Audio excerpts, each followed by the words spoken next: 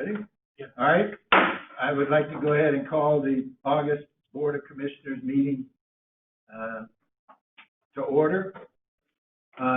Just to let everyone know that this meeting is being broadcast live via conference call, and members of the public are able to tune in listen-only mode until the latter portion of this meeting, when I will ask for any public comment. At that time, auto prompts will be provided for callers to use to request time to speak. Just to let you know, it's a little different than what we've done in the past. Again, thank you for attending this. This conference will now be recorded. Oh, I got to start over again? Again, thank you for attending the meeting. As I've just mentioned, point out the format for today's meeting is a little different to accommodate the public access. Just a couple of notes. The public meeting for the 2020 annual plan, which we had to postpone back in March, has been rescheduled for September 10th and will commence after our regularly scheduled board meeting, which starts at 9 a.m. Staff will ensure that the public will be able to ask questions about the plan before and during the virtual public meeting.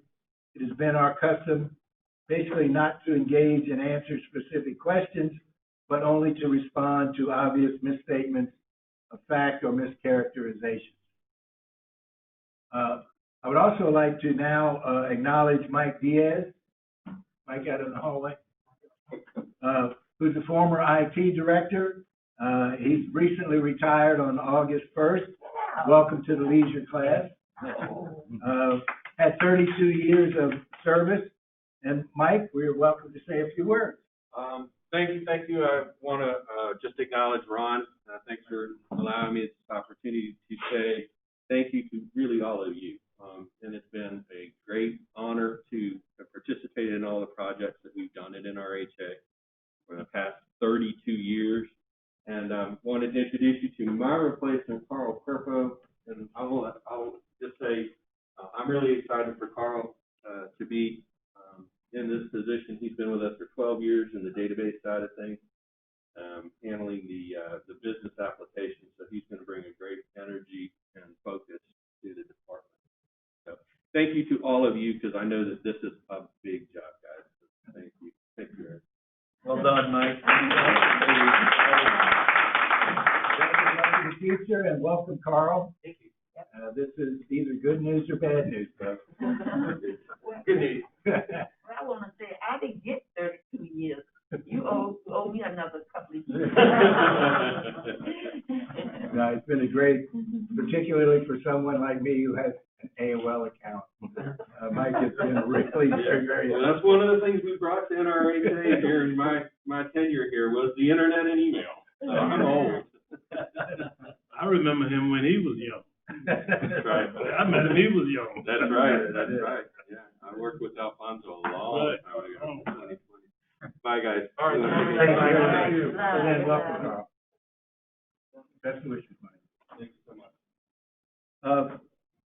Also, now invite any comments you have on the minutes from the July 16th board meeting.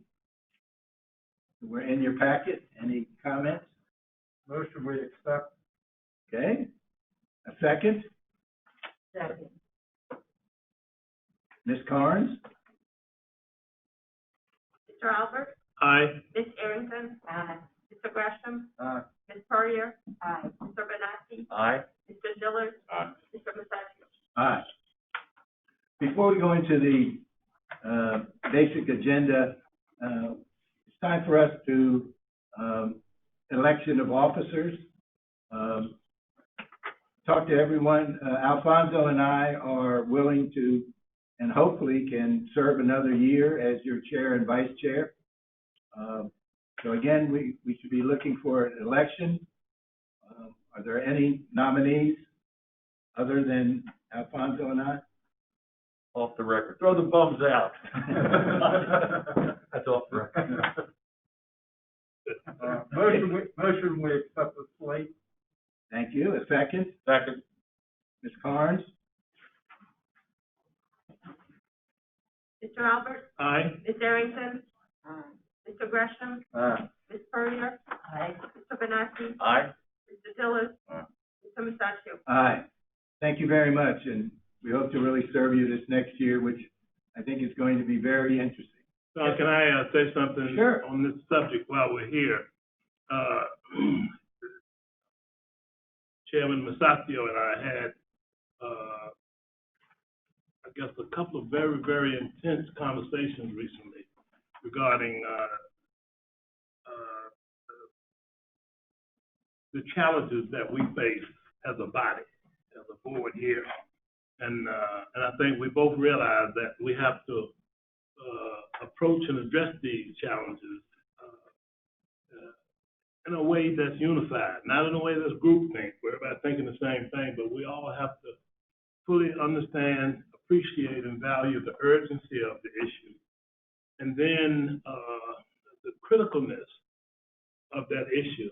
And so I just wanted to say, for us, it can't be business as usual this year. We have had an unusually long,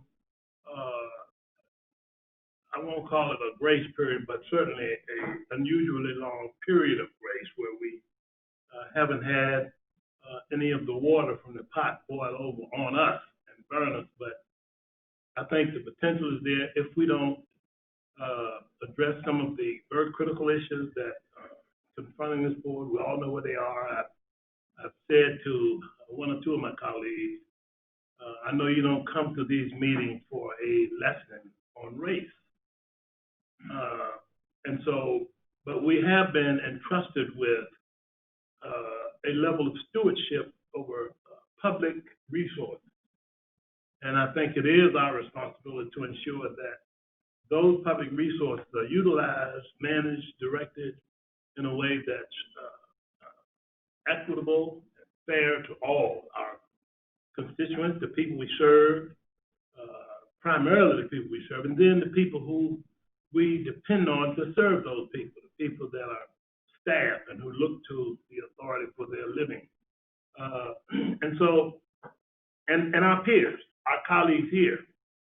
So I would hope that we really, really take a full-throated approach to addressing these challenges that we face internally and externally, and let us pursue it courageously. And what I mean by that is having the courage of our own individual convictions, and also pursue it in a way that I guess keeps the strength of this body tight, and that is in the unity. So somebody said to me, this is not a board that you see in the newspaper every week, or you're reading about skirmishes every other month, or you're seeing 4-3 votes come out of. And I think when you get there, the practical goes out of the window and the petty becomes the order of the day. So I think we've done a good job of managing that. But as I said to Chairman Masaccio, and he will affirm, I'm sure, that we really have to take a greater look and address these things head on. So with that. All right. Thank you. And in line with Alfonso and I's conversation and conversations I've had with other board members, we're looking at putting together sort of a working group to come up with how to move forward in the issues of diversity and inclusion. I've talked to both Suzanne and Joe, and they've agreed to put together, start to work on a framework that will set in motion those kinds of things that Alfonso talked about, and how we would move forward on these particular issues. So I appreciate both Suzanne and Joe's willingness to do that.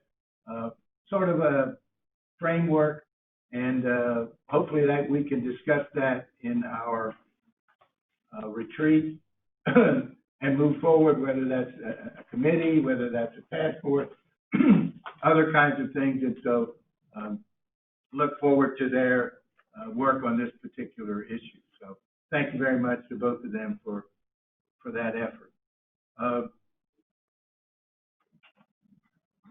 Now, we'll go ahead and look at, the executive director's comments. Ron? Good morning, Commissioners. Good morning. Well, that was a good segue on something that I wanted to bring up to you all, which involves the meetings that I've had with you all two at a time to talk about the retreat, which the goal was not to try to sort of go through that process today, but was to sort of solicit from you all some ideas to get an idea of what the scope for the retreat would be, which I've been able to do. And these are some of the things that I got from you all that probably would help narrow the scope in terms of what we're looking at to achieve in the retreat, and also when we go out to procure facilitators, some of making sure that they understand some of these things, that they'd be able to work with you all to sort of come up with that framework that Alfonso and Don had talked about. So some of the things that come out, like the things implicit bias, racial understanding, racial sensitivity, cultural awareness, cultural sensitivity, white privilege, fragility, cultural competency, diversity, inclusion. And some of the other comments were in terms of the parameters of those kind of discussions, that they would be done non-judgmentally. They would that everyone, before we go down this road, they have to feel comfortable talking about subjects, because not really knowing where they lead. But that's why it's good to really have a really good facilitator when you start talking about these types of things and subjects. And then also being able to agree to disagree is accepted as well. Some of the other things that were talked about, having a resident profile, a staff organization profile. What does success look like, or what defines success for residents? And so after the retreat, what are some of the things that we're hoping to, what are some of the goals out of the retreat?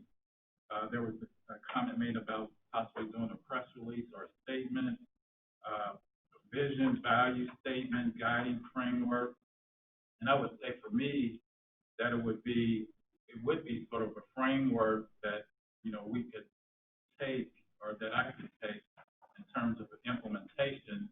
And to me, when you come up with a framework, it has to be something that's consequential. When I'm thinking of that, I'm thinking of, you go into some organizations or corporations, you see these great value statements, but then you say, okay, what does it really filter down to, like their performance evaluation? Does it impact performance? And a lot of times they say, no, it's just something nice up on the wall. What I'm looking for from this board is something that we can actually filter down, that it actually has consequences.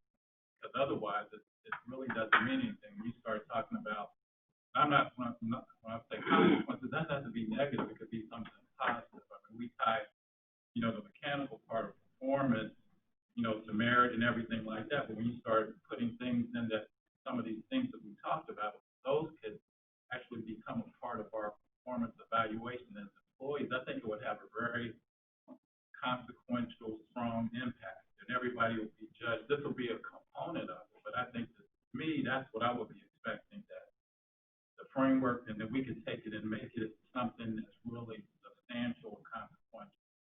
So those are some of the things that I'd be looking at to come out of the retreat. In terms of the logistics, one day came up, and I guess depending on the level of conversation and the number of things that you all want to address, it could also be follow-up. The meeting time, we're looking at September, if possible, depending on September or October, but the sooner the better, that we can have the retreat. The retreat would just include the Board of Commissioners, myself, and Delphine, and it would also be done virtual. So, I mean, if that pretty much sums up what you all agreed to in terms of going forward, I would just like to get your all's okay to go ahead and start the procurement process, which we could probably do under, we don't have to do the full-blown RFP. We could actually, I've got some suggestions from you all that we could actually reach out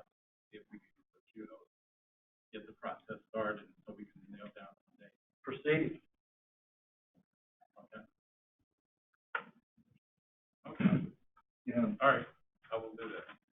And hopefully hopefully before the next board meeting, I'll be able to send something out and set up the date for the next board meeting. Okay. I just had a couple more things.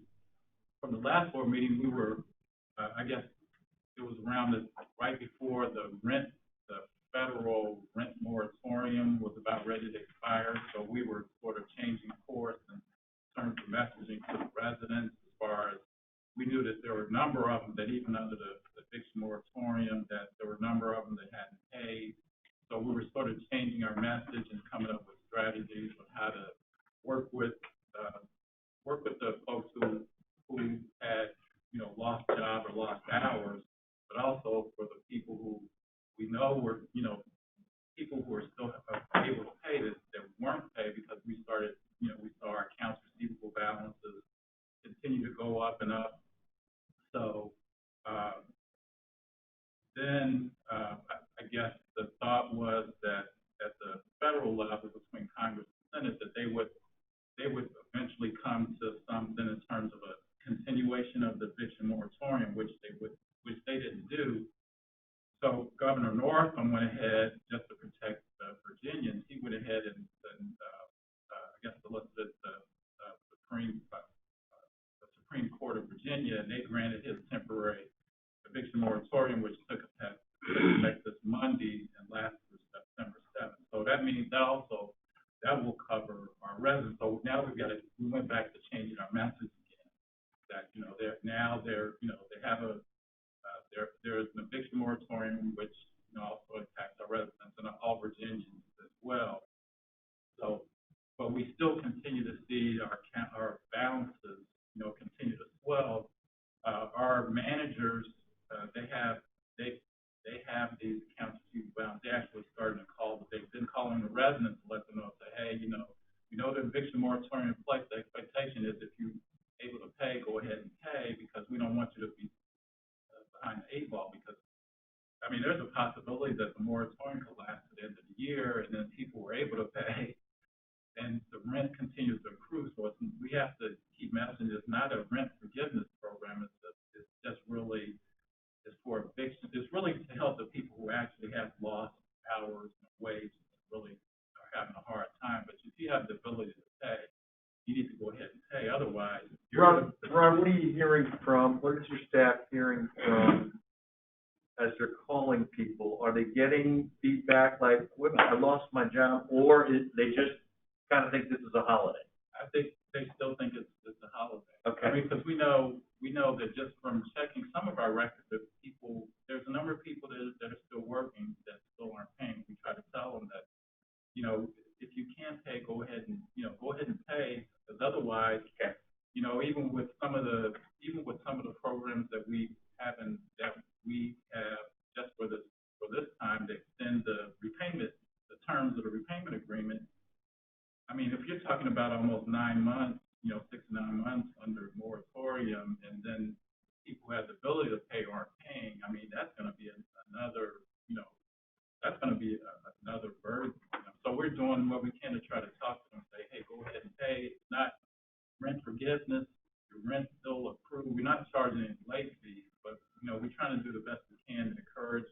Even the messaging, the newsletters and everything that we're sending out, like I said, the property manager actually contacting the residents individually, trying to encourage them to go ahead and try to stay current on their rent. So is the government when this is over with, is the government gonna still pay their rent, help them with their rent, even though they know that they were working? No, they're still responsible for their portion of rent. Now, we've also been encouraging people, because we know people have lost hours or lost jobs, so we've been encouraging them to come in. The only way we know is they have to come in and fill out the paperwork. That's really the only, and then we can adjust their rent. That goes for our public housing and our Section 8 as well. But we still haven't seen the numbers that we are expecting to see. And like I said, we're trying to reach them individually and encouraging the residents. But if you had a change in income, please let us know. Don't wait till the last minute.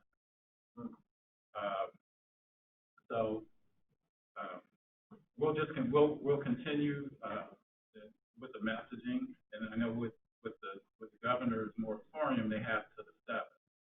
And I guess the thought is, because I know between the Congress and the Senate, I think that was part of both of their packages would be another eviction moratorium, but I don't know how long that was going to last. I know the president has done a couple of executive orders, but as far as I know, none of them are really operational, and there's some issues with whether or not they're constitutional or not anyway. So there's a lot going on, and but we're trying to work with it. We don't want folks to fall through the cracks. So that's really the most important thing. And we just try to message it and make sure that just try to let folks understand and try to advise them. You really don't. You have the ability to pay. Go ahead and pay. How many families are impacted right now? I don't know the number. Donna's on the line. I don't. Maybe she can answer. Hi, everyone. I just need to pull it up. If you can just give me a second. Yes. Yeah, because it's public housing and then also with our Section 8. Everybody that's under that eviction or 2 or more months. Yeah. And so just while Donna's looking at that, so that there was Joe had asked us to sort of give an overview of the CARES Act, CARES money that was passed in the first, and that's in your packet that talks about the breakdown of what it's for. One of the things that maybe people on the outside don't understand, when we get the money for public housing, it says it's coming to NRHA's been awarded a certain amount for public housing, NRHA's been a certain for Section 8. It's just for those programs. And it's not for the agency-wide. It doesn't impact like our redevelopment department or other construction. It's just for that program. And in most cases, not a direct assistance to the residents. It's really to help the operations because of all the things that we've done in terms of preparing and preventing COVID. Anything related to that, there's always been additional costs. And then when you factor in what I just talked about, the rent moratorium, and you saw that when you look at the age accounts receivables going up, that means that we're not getting the rent to be able to carry on the operation. So when we did when you typically do these budgets, when we did the budget, they were more favorable in terms of the rents and collecting rents to help. And the government, when they look at that, they base the subsidy on that. Now that we're not getting the level of rent that we anticipated when we were doing the budget, the money that we're getting now helps to offset that. So, till we start getting the rent in.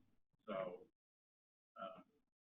it has had a sort of a cascading effect on our operation. Yeah. This is, I apologize in advance for this question. Falls in the category of a little knowledge being a dangerous thing, but the authority received some CDBG money, yes, for. I was going to talk. Yeah. Should I not? Yeah, I was going to talk about it. The CDBG money actually goes to the city. They're the recipients. We're considered like maybe a sub-recipient, and that was one of the programs I was going to. That was my next. Sorry. Topic. I didn't mean to steal your thunder. No, segue. Yeah, thank you. I'm just setting you up. There you go. But that's, Yeah. you all did receive an allocation, an additional allocation. It was just for, it's called the COVID relief fund. Yeah. That was part of this whole CARES. So there was a portion of money that went to housing authorities. I mean, there was a number of agencies, but there was a portion that went to housing authorities and a portion went to cities. And so the city made some, but before I go on, Donna, were you able to get? Yes. Okay, I'll let her go ahead. Yes. The last numbers that I have is that we had about 500 residents that were delinquent. The concerning item is that number is lower than this time last year. However, the amount that's owed is 3 times the amount of what was owed during the same period last year.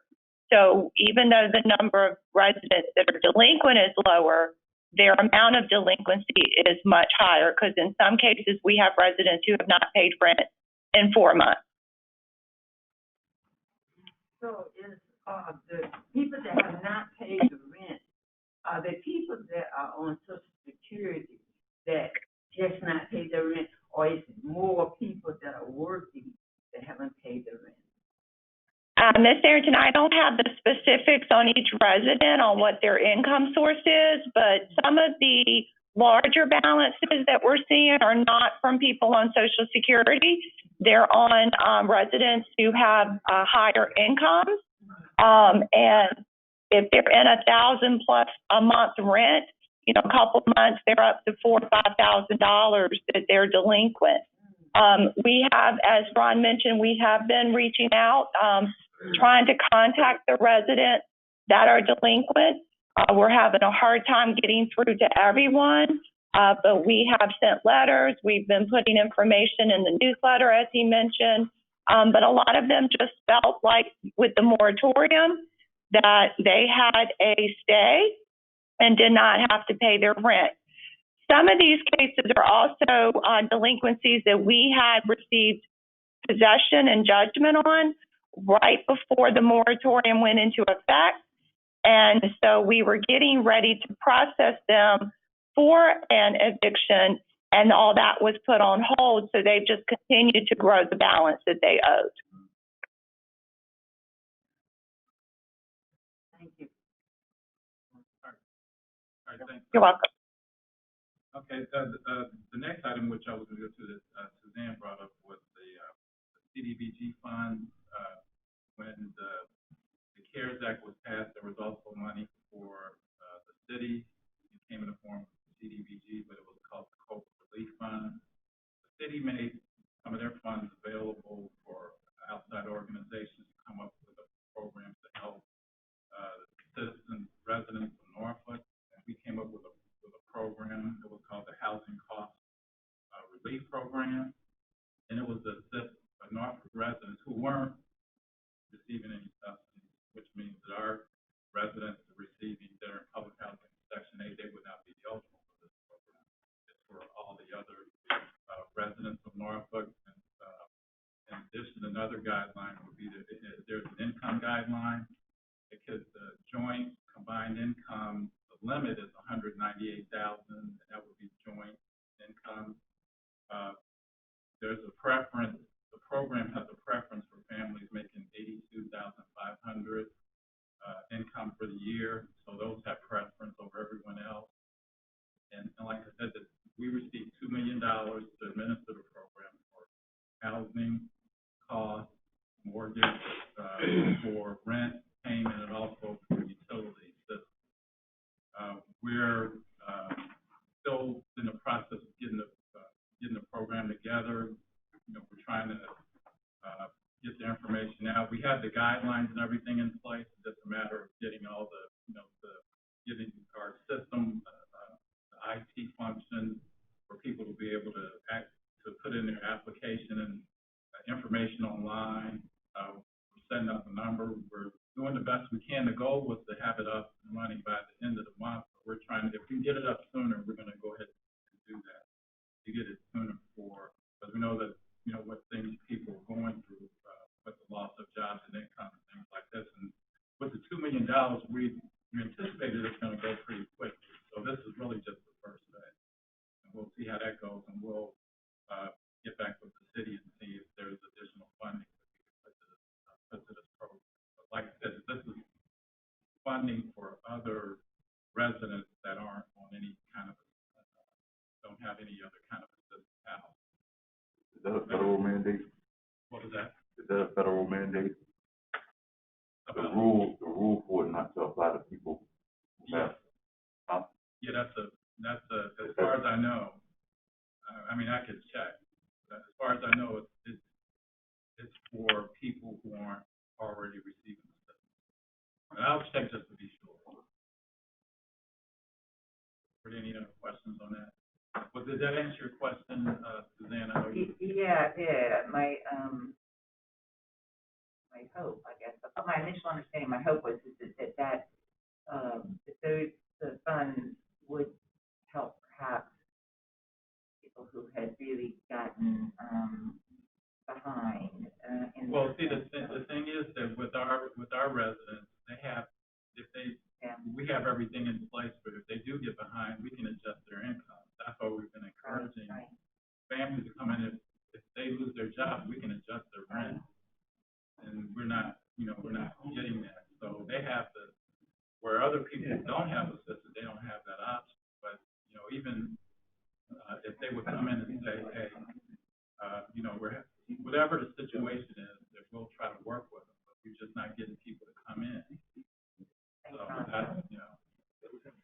and I know that's gonna be impossible, Ron, Yeah, but the optics of us giving money, $2 million to people that don't need assistance, but putting 500 people out on January the 1st is not gonna be a good thing. oh, So, but we're not, I mean, we have, we have strategies to try to keep everybody in place, like we had mentioned, like at the last board meeting, we're extending our normal repayment agreement, so we have things in place to try to keep people in their units, with Section 8 or public housing. I mean, even HUD is encouraging housing authorities to come up with strategies. I mean, even even with the landlords, I mean, I think there's money in there to incentivize landlords to keep residents who haven't had the ability,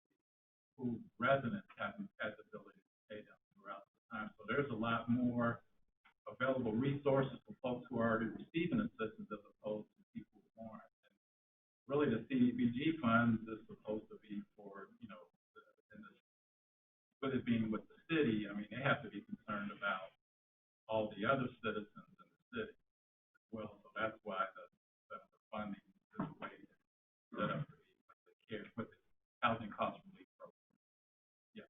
I have the, landlord sort of, just making an appointment and making them come in for an appointment and talk to them face to face. I know it's the pandemic, but make an appointment and they be separated so they can talk to them. Make an appointment With the residents. that we, They have the management, the landlord. Have they made an appointment with the residents personally? Say, you need to come in and you have to have this state to come in and we need to talk. Because by January, it's gonna be, yeah. gone, beyond. Well, that's something we can look into to see what the landlords are doing. You talking about landlord, or you talking about Landlord? No, I'm talking about the, like Calvert, their management. The manager. Not third party. No, okay, no, but we, like I said, we have been, and like Donna said, it's really hard to even get in touch with. How can you put a center Because we have, I mean, we, allows that, tells them, they can't, they have to, that was out there. because the managers, like Donna said, that managers got to have the list of people who haven't paid, and they've been reaching out individually to the residents to let them know, hey, your balance, you haven't been paying, what's going on. I guess with Rose, are people knocking on doors or just by the telephone? Donna, can you hear me? I can tell you that what Rose has said, in my mind, What's that? it makes a lot of sense. I mean, and it goes back to my question at the last board meeting when I talked about our communication. Right. And what Rose is saying is not so much mandated, the person to come, but just reaching out and saying, you have an appointment in their office, regarding your rent on so-and-so date at so-and-so time. I think, that has a lot of, You mean just go ahead and setting up a time and just tell them that they yeah, have I think it has a lot of value to it because if not, we're just sitting here waiting on people to be responsible. And in the meantime, they're getting deeper and deeper into this, spiraling hole. But, and I know the onus should be on the resident, but we see that they're not responding in a way that's gonna, and we know that they, I think Ken said it, and you affirmed it, that a lot of them think it's, it's just, I don't have to pay it. And, so making an appointment, I think, after you've done 8 or 10 of those, the word gets out into the community.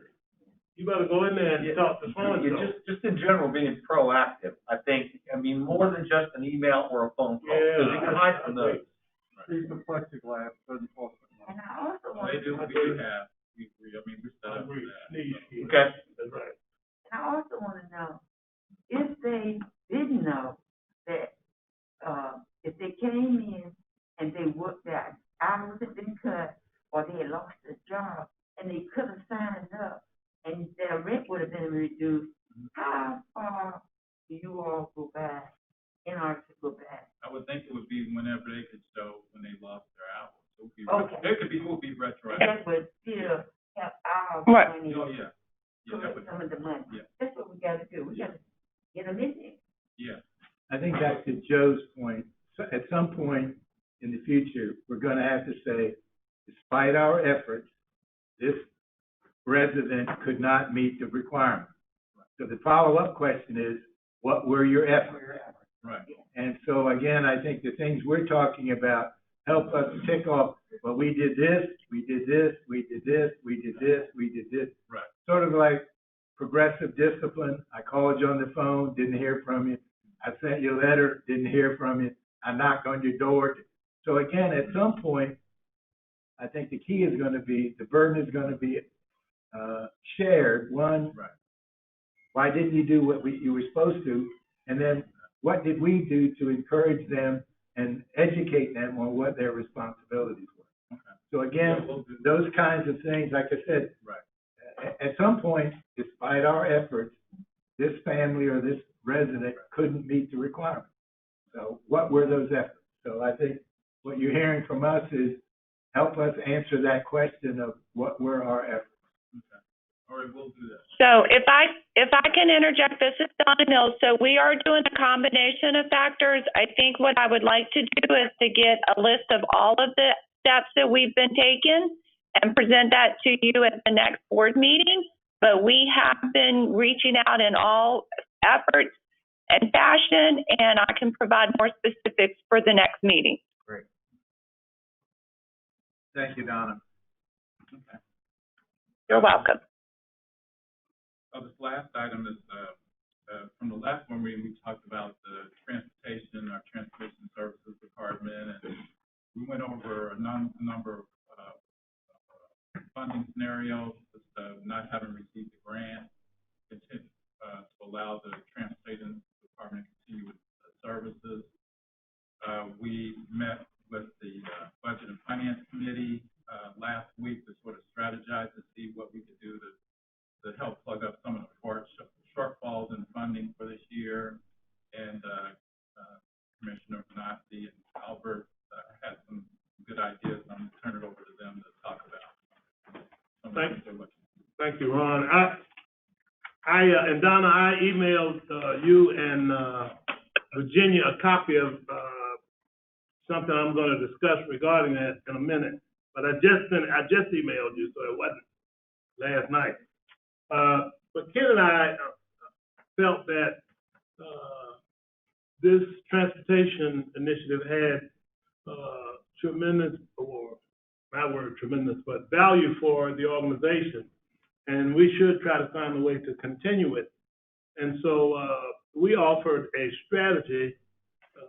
Ken has kept us focused on fiscal management and the long game. We can't live off of our reserves, and eventually they're going to be gone. We eat them all up with programs, and is this the kind of program that we want to exhaust all of our reserves on, and then something more vital or critical comes along, and we are without it. And so we kind of knocked heads with each other to come up with a solution that suggested I would approach Jennifer at HRV and ask her if we had resources we could contribute, and then we would try to do a 3-tiered funding approach for a year, at least to get us through this budget cycle, and then require or ask the staff to come up with a more long-term plan for funding it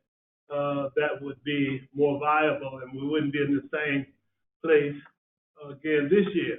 What I got from Jennifer when I asked her to look at the distribution that we done to NRHA, and I passed the document around, you all see it in front of you, how HRV has committed $1.4 million, just under $1.5 million to the Housing Authority since 2017, and all of that was approved through the Board of Managers for that distribution, but we haven't had an allocation in 3 years. three, right, Delphine? 3 years we haven't had an four. And so this year, we got a new allocation, but we have been, quote unquote, living off of the ones that were just kind of lingering that we had served before now. The last allocation, I think, was 55 million. And we just got this one for 50 million. And so what Jennifer gave me was a good outlook of what we've done so far, and it leaves a balance of approved distribution of $250,000, and we were needing a little over 300,000, I think. That the right number, Donna, for the transportation program? Yes. That was one of the options, yes, sir. Yeah, and so we just came up with this plan to approach the Hampton Community Foundation, see if they would be willing to do a third of this. If we talked about the partnership with NRHA and HRV, and HRV would do a third, and then we would use the remaining third from reserves, which doesn't put us in a pure place and can't jump in whenever you feel like it. But it gives us at least operation for another fiscal cycle until we can come up with a more concrete, solid plan for long-term viability, or are we going to have to shuttle staff and just say we can't fund this program? So I just feel like, for me, this was one of those things that almost is a demonstration of what we're going to have to do going forward as an organization, which is look to some sort of different sources for funding and not just kind of rely on the normal things. And so let me make a comment. Alfonso. Sure. The reserves are getting lean. You know, we took some bad hits last year, and we got no shortage of places that need those reserves, and we have so many contingencies all the time. Alfonso believes passionately, I support him on this. This program adds a lot of value. We want to try to fund this, but as Don would say, it's a matter of priorities at some point. So we're going to try to keep this thing going for a year, and we have an appointment with Hampton Roads Community Foundation on Friday. I mean, this is critical that we do this pronto, or else we got to pull the plug. And let me, you all know one of our board members is a member of Hampton Roads Community Foundation, Suzanne Perrier, who, between her and one of our staff members, Illa Smith, Illa made initial contact with Dr. Linda Rice, who I think is vice president over there, and to set up the meeting. She and Dr. Rice have a good relationship, as does Suzanne Perrier, who kind of ran interference for us and really kind of reinforced the value of the program and the need for some kind of collaboration, even though we didn't meet the exact eligibility for a normal Hampton Roads Community Foundation grant. But we felt like getting access and then having somewhat of a nuanced, finesse approach to the request, where we would try to get the foundation to kind of believe in what we're doing, help us to put together a coalition or a team that could meet the eligibility, and that we could fund this thing fully. My concern for HRV was with I was looking for $1 million. I know we had two. I know we had 250 million. I mean, 100,000. I know we had 200,000, but the exact number is 250,000. I don't want to throw good money after bad. Right. And so I said to Ken, I don't want us to take 100,000, 150,000 from HRV, fund the program for 9 months, and next year it's dead anyway. And then something critical comes up that we could have went to HRV and gotten, and it's not there. And I can tell you that there won't be any disbursements to any of our partners until we can get some of the projects going and service and revenue coming in. And that's going to take a minute, as our legal eagle will tell you. And so, so anyway, I wanted to protect the integrity of what we had and also get us ready to see if we could, do this partnership tomorrow. And I called our board chair a couple of days ago because this thing was moving so fast. He was behind the 8 ball. He didn't even know it.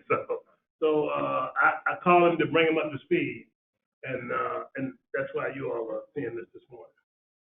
I think this is great, but at the same time, I would also be looking and seeing if there's any way we can reduce costs. This thing of us owning the buses, the vans and stuff, when we might be able to have some rent lease agreement. I don't know why the, you know, obviously it's some bureaucracy requirement. But, Dick, there's 3 alternatives, if you recall. One is more or less the status quo that does not allow for workforce, that we cut out. We got to throw it out, workforce transportation. We're looking at juicing this up the highest price so we could provide that level of service. Yeah. There was also a lower priced one that called for cuts and things like that. There may be some financial maneuvers or management issues that could reduce costs, but we're just dealing with the budget that we've been presented. right, and I am all for making sure workforce and seniors especially, that they are cared for. I'm just saying, are there any collateral costs that could be looked at? It's gonna be nickels compared to what we're talking about, But we need to chase all the nickels because this is a expensive program. Is there any way that you can charge the persons that ride the bus, but if you turn them straight to the door and picking them back up, $2.50 each way would create a revenue, and I don't think that's too much to charge because they're going straight to their destination and they're going to be picked up and carried back. How many rides I wonder how much that would, I can't remember the number of rides we produced. It's in the packet. Is it? Yeah, there's the ELU's presentation Yeah, from there was a a month ago, publication included in this very thorough. You even worked it out. You worked it out to the cost per ride. Yeah, but I was Yeah, supported it. you need to annualize it, right? Right. Yeah. Because when I well, that's ride, another it's example a- of something we could look at. Ron, do you have that handy? Yeah, it depends on whatever the scope of the program. I know the first option was almost about 1,000 rides. Well, this is per month. 1,000 rides per month? That's how busy it is? 5,000 rides per month. Yeah, it's about and then the second option, and it was just for elderly senior residents, that's about 600 rides a month.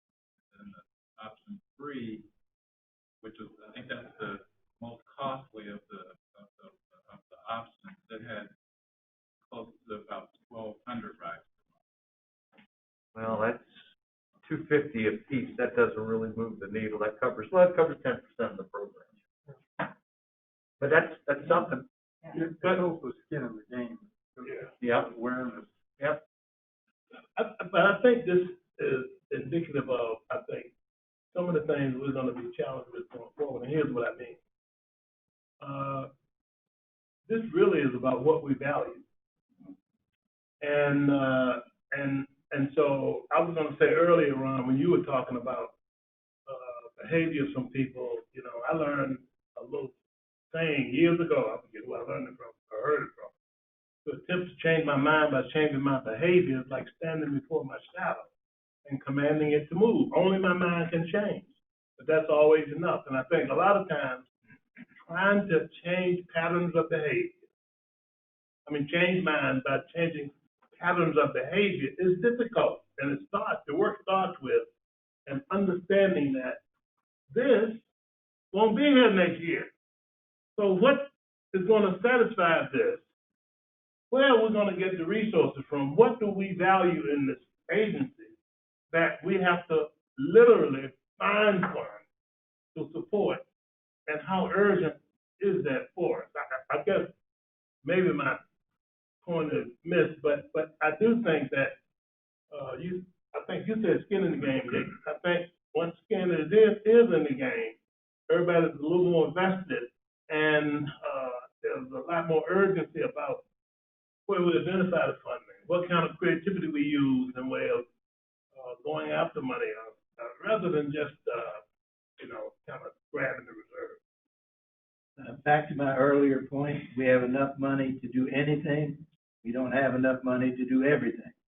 And one of the things I think we're facing, back to Ken's point, is the reserves allowed us to do a lot of things that aren't in the actual charter of safe and affordable housing. So if all we get money to do is for the bricks and mortar, we are doing tons of other things, which goes back to what is a community, what is that kind of thing, which has no real funding to come with it. So again, I would suggest that hopefully tomorrow you can work some magic to get this thing going for the next go-round, with the absolute understanding that if there isn't a different plan, that this is over. Because we are going to have to make those decisions about what are we cutting back on or eliminating, because the revenues just aren't there. Yeah, and right on top of that, Ron, I think this puts the burden on your staff to start getting as creative as possible about funding streams, whether it be through HRT, whether it be through community block grants. I mean, I don't even know all the acronyms, but we have got to start rattling that tin cup a little more effectively if we can. And I mean, I can say that I know that, well, from my understanding, that the whole idea with the reserves, one of the things was to help those kind of programs. Looking at it from my end, I see that we have some operational challenges that we need to have better control of our programs and what the operations, because it's really, to me, there's something missing in terms of having control of these projects that we get in. As a matter of fact, Are you talking about progress like this one? I'm talking about all of our other operations that have a hit on the reserve. Okay. And maybe in some instances, they're not self-funding, which they should be. We shouldn't be thinking, when we go out and do these projects, we shouldn't be thinking about, oh, there's this bank of money here, so right. if there's overruns, I can always hit the reserve. I mean, you can't operate, you can't have a solvent operation running like that. So one of the things that we actually have next week, we have a planning, I set up a planning workshop for all of our staff, all of these projects. We said we all need to sit down and get a handle on everything that we're doing, all these construction projects and everything like that. We need to set them all out and try to gain better control of going forward of these projects, because we just can't continue with these, with the way it's done, like I said, with the Boy and all these other projects that, cost overruns and things like that. We have to have a better management of these projects that we're in, instead of it always impacting the reserve. And that's the way that things have gone. I mean, you saw the trend with the reserves in the last 5 years. They've just gone, and they continue to go down. It's because it's not because of the transportation program. It's because of the other operational things that we don't really have a grasp on it. So if the reserves are managed, if the projects that we get involved in, if they're managed like they should be, there should be money for the things that, like the transportation program, where we shouldn't have to go out and do the things that we're doing to try to piecework funding together. Because that's the whole idea. If the board thing is that important, then it should be important for us to be able to manage our projects so we have ample funding and reserves to do transportation and other things for the resident, because the money's not there. So we're starting, from my end, we're starting on the operational and to get a handle on the reserve. Okay. Mr. Chair, I would suggest that we at least ask our executive director, because I value and appreciate everything he just said, and I agree.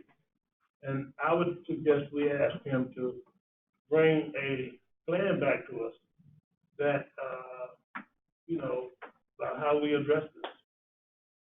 It would be a very good career move for him to do that. Just saying. All right, thank you. Hopefully tomorrow, good luck tomorrow. So do we need to endorse what they're doing, or, I mean? It's an HRV thing, I think. No, it's That's the board thing. it's the board, yeah, we're doing it on behalf of the agency. So, Okay. Well, I don't know if we need, approval, but if we do, we're before you. Just a couple of things. The use of the HRV distribution to an RHA, that's for an RHA to decide what it wants to use the HRV funds for. So you have a balance of $250,000 from HRV, which is a distribution to an RHA that's already been approved by HRV, Right. and then RHA needs to decide what to do with the funds. In terms of seeking funding from the Hampshire Roads Community Foundation, that's an NRHA decision to seek that funding or not for that initiative. Right. So back to Dick's point, we need to give a head nod to that. yeah, I'll make a motion that we, identify the $250,000 for the, what do we call this? The Transportation Initiative. And additionally, that we also in, the Hampton Roads, send a group to Hampton Roads, Community Foundation to seek their support as a partner in it. I'd like to correct it, it's $309,000 is what we need It's different, Ken. They got it right. You did? 250 is the number here. Okay, well, that's from HRV. Yeah. Hi, this is Virginia. I just want to make one note that of that roll forward balance, some of it is already programmed in the 21 budget. It appears to be about $21,000. It's earmarked to pay for staff. Say it again, Virginia? In the 21 budget, there, I just looked, it looks like there's about $21,000 that's already programmed to pay for some staff. I'll have to get back with you on what staff. So that whole roll forward balance of $250 doesn't appear to be available, but, you know, it looks like $21,000's already, been budgeted. But the plan is to use 100 of that. It's not to use. Okay, I was hearing 250. I'm sorry, it's kind of hard online. No, did you see the, no, I think you were talking about two different things. Did you see the, document I emailed to you? Yes. I did. $21,000 of the $250 is already programmed to be used for 2021. For somebody, another. Oh, Correct. is that what you're saying? 21,000 out of the, HRV distribution has already been programmed to support some staff? That is correct. Okay. I mean, because we reached out as part of the budget process, we reached out to HRV to see kind of what the roll forwards would be. And as we look at the programs, we had projected revenue coming in for that program. So perhaps we modify the motion. So although we acknowledge that there's a distribution balance of $250,000 indicated on the sheet from HRV, 21,000 of this has been already programmed, but for the transportation initiative purposes, only $100,000 of that distribution is meant to be used. Can we just say any undistributed or unallocated money from HRV? No, I'm not gonna support that, and I'm the one making a pitch. This has gotta be finite. We can't spend all that money. Okay, then. $100,000. $100,000 out of the unallocated money Right. coming from HRV be dedicated to the transportation initiative, and that we partner or seek partnership with the Community Foundation to assist in the overall program. A second? A second? Yeah, let me, I did that. Now, You can't do that. I can't second. Second? Typically not, but I think I'll come to yes, I think we need some clarity on some stuff. HRV did a distribution in April, as you see down here, of 150,000, and that you're saying Virginia has been exhausted and Yes. and above that, Yeah, 21. I really probably need to look at this, because basically how the process works is that we get a distribution and then we request money from HRV. We could have had expenses on our side that we haven't requested the funding for yet. We haven't drawn from HRV. So when I looked in the 21 budget, I saw that $21,000, but in listening to this conversation, we probably need to make sure that we've drawn all the money that we've already spent. So I can get to that today and send you guys an email. Well, for me, now, here's where I am. This has just gotten real muddy. And I am less receptive to going before Anthros Community Foundation tomorrow, because I am now less clear on what our finances actually reflect. So, If I might step in a little here. I don't think you'll need this level of detail for your conversation with Fred tomorrow. And because this will be a very preliminary meeting. This is a very different idea for the foundation. Sure. And they're gonna need some time to try to figure out how it fits within the parameters of their usual practice. Yeah.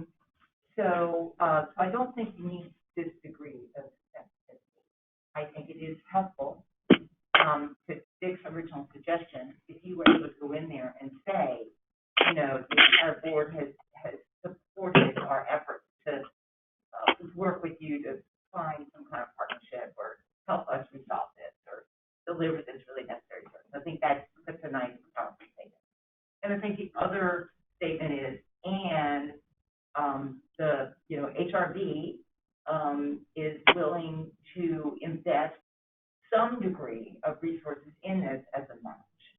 And I think that will be fun for you. And then that gives you and Ken and others that ability to go back and really figure out what the HRV situation is. I think we know we don't want to use the entire rollover balance. We know that some of that is already allocated or obligated, you know, but that's, you know, you can figure that out. You don't need that for tomorrow. I would encourage you to keep the meeting, you know, have Linda get to know you and Ken, and if Hila's going, you know, and just introduce her to the idea and talk it through, you know, and the idea that you're bringing the full support, full endorsement of the board, and that you're willing to put up the match. I think is as far as you'll need so far. Yeah, thank you for that. Go ahead. I'd like to retract my motion if I could and alter it to say that this board endorses pursuing funds from HRV and to partnering with the Community Foundation to support the transportation initiative for the rest of this year. Second. Ms. Carnes?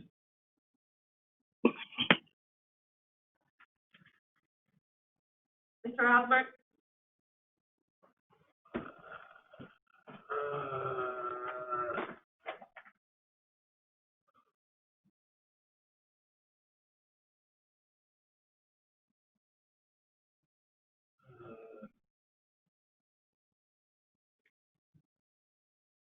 Like Jeopardy, you only get a few seconds.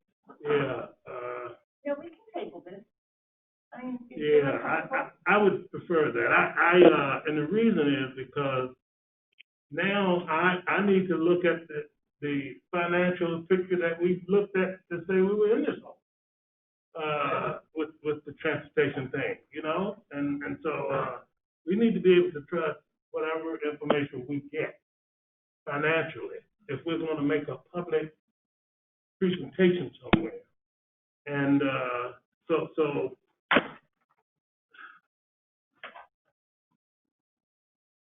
I will vote. on the, Um, on the motion, that Dick made, that doesn't change what we have to do. That's right. It's a 40,000 foot thing. Yeah, I'll vote aye, y'all think. Ms. Harrington? Yes. Mr. Grisham? Ms. Purdier? Aye. Mr. Benassi? Aye. Mr. Dillard? Abstain. Mr. Musacchio? Aye. Thank you. No, and really, thank you for these efforts. I think the discussion has pointed out that we have a lot of work to do on a number of issues that are going to be really dependent upon money. Yes, Dick? Alfonso, where did these numbers come from? Came from our, Chief Executive Officer, Jennifer Donahue. And, you know,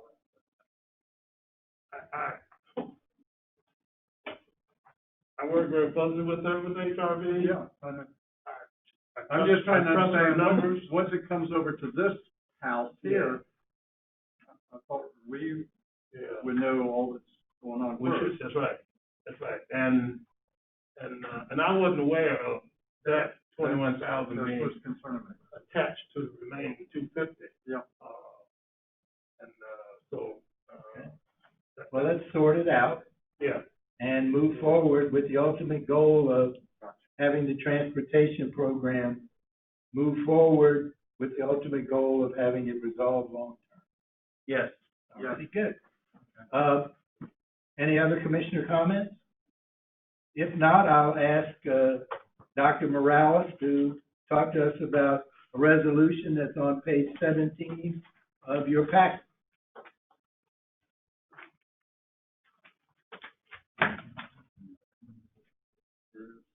Good morning, board members. Good morning, Dr. Morales. Coming in right now and talking after you guys just had that discussion. I feel like the teenage kid coming to the parents and saying, hey, I need some money and to borrow the keys. So the item that we have before you is we're looking for a resolution to amend the budget, the FY 2021 consolidated annual operating and capital budget. This is to support the Choice Neighborhoods Initiative program. Now, what we're asking for in this amendment is, as part of CNI, the way HUD works in this case is we advance money and then we get reimbursed. The reimbursements are over time, so they're not immediate, but we will be looking for a budget authorization from the board, and a significant one for FY 21, so that we can advance funds and then ultimately seek those reimbursements. The two items that are critical right now, we may be coming back to the board as the CNI budget is amended for additional funds.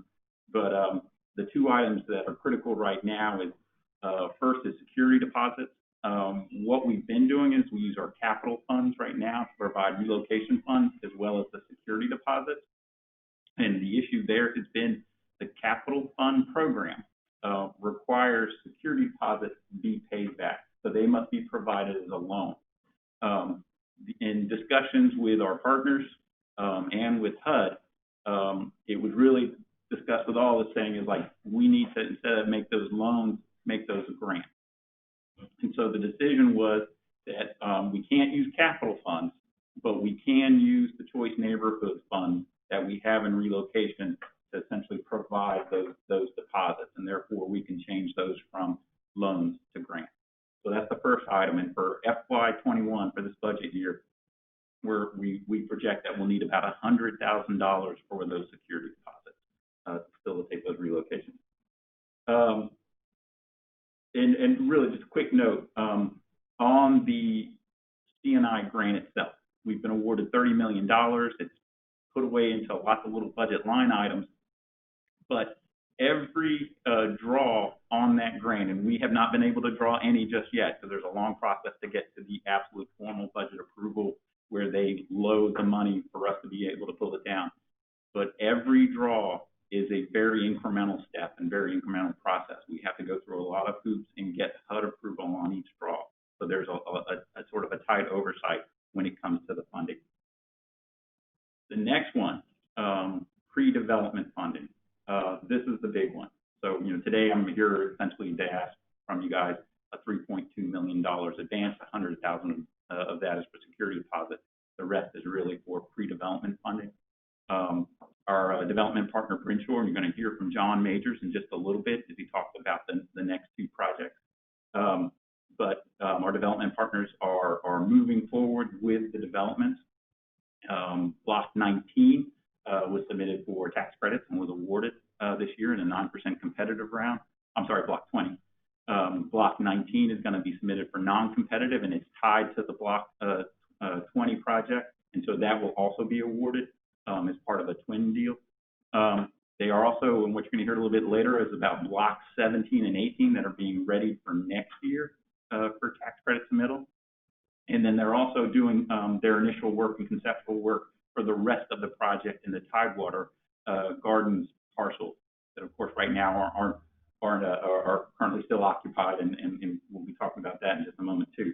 But all of that process it's a lot of design work, very expensive, and we need pre-development funding for our third-party contractors that are putting all the plans and stuff together, as these things take, a year to go from initial concept ultimately to tax credit submittal and then to bid documents to start construction. So what we're looking to do today is to ask the board for those pre-development advances. Those do get reimbursed. They are in the C&I budget. We do have to move some things around a little bit to make them match up just a little bit better. But ultimately, all those advanced funds for pre-development expenses are either going to be reimbursed through the C&I budget or at close when the projects get to close.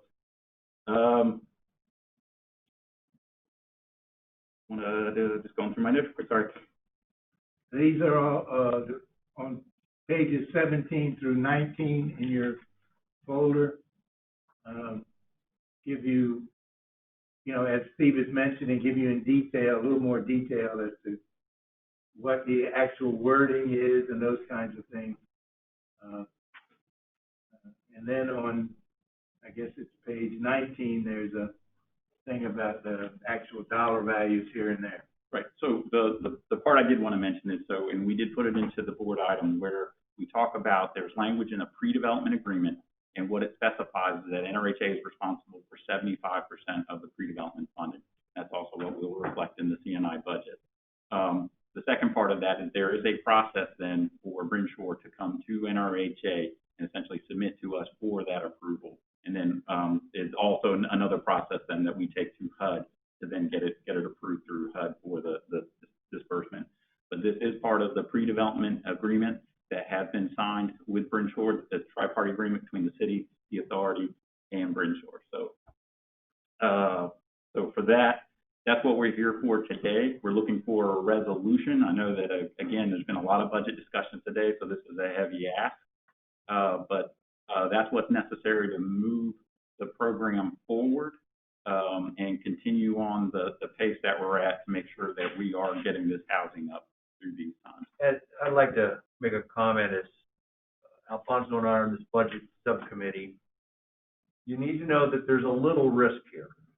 And as we've seen in the past, we have got to start managing our risk big time now, because we don't have the big honeypot. And I'm going to be a broken record on this subject. I happen to view this as a low risk item. The risk is we don't get qualified for the LIHTC financing in Block 17 and 18. Is that what it is? Right. That's the risk. And if that doesn't happen, then we're out a significant amount of this funding. I see this as a very, very low probability, so I certainly intend to support this resolution, but everything that we spend this dough on, it's funded with reserves. If it all comes back, it's a beautiful thing. That's what we're supposed to do. But we got to keep an eye on our risk profile on all these decisions. Yeah, I fully agree with what Ken's saying. My question is this just between the 75%, the other 25 is Brinshore? Correct. The city? No, correct. Does the city have any skin in this game? The city does not have skin in the game of this part, and that's really more a result of what the authority provides in this whole process. we have the ability to do this. It becomes a much more, I guess, a different process to involve the city on this side of it. As Ken noted, is we are going to be managing the risk. And certainly with any development program in LIHTC, there are certain risks. We saw with Block 20 that I think we are in a good stance, that VHDA, now Virginia Housing, is certainly looking to make sure the C&I projects, both Norfolk and Newport News, get the funding necessary in order to move them forward. I don't say that we absolutely count on that every single time, but it is something that we saw this year. Also, again, we are putting pre-development funding, or there's already some in there now, and we're going to bolster that up with pre-development funding in the C&I budget. So we are providing the source for that 75% in the C&I budget, and that's critical too to manage the risk. Other questions, comments? All right, then I'll entertain a motion from somebody. A second? Second. Ms. Carnes? Mr. Albert? Aye. Ms. Harrington? Mr. Gresham? Aye. Ms. Poirier? Mr. Benassi? Aye. Mr. Dillard? Aye. Mr. Mazzecchio? Aye. Thank you very much, Steve. We'll treat the car well on that one. The next item that I have is actually, this is just a quick discussion item on demolition and disposition. Now, even though we have been awarded the C&I grant and are in the C&I program, HUD does not automatically give you carte blanche to move forward. You still have to go through certain HUD processes for the individual elements, and in this case for demolition and for disposition. So for demo, they do make one change in that typically when the authority does a demolition on a project, like what we did in Grandy Village or Gagestown or Broad Creek back in the day, is that we go through something called the Section 18 demolition and disposition process. For Choice Neighborhoods, you don't need to go through Section 18. We go to the C&I HUD office. And so one of the things that it actually did is that we didn't need to come to the board for an official resolution for the demolition. That when they approved the application, the HUD for C&I, HUD was saying is we concur with you that the project is obsolete. So and that you followed a citizen involvement, community involvement process. So therefore we're okay there. You still need to apply officially, but you don't need a board resolution. However, for disposition, so that means the actual conveyance, the sale, the lease, the transfer of the land to our redevelopment partners and the city for infrastructure, we do have to come back to the board in the coming months for an official resolution. NRHA staff are now building the documents and all the supporting work for the disposition application, but it is right now, from our understanding and initial discussions, it is a standard Section 18 process where we go through each step, and one of them will be coming back to the board for official disposition approval before we submit to HUD. And again, what that would set up is what land is going to be disposed of and how to the Brinshore, the Tidewater land. Specifically, this only addresses actually the HUD land, by the way, not the city parcel.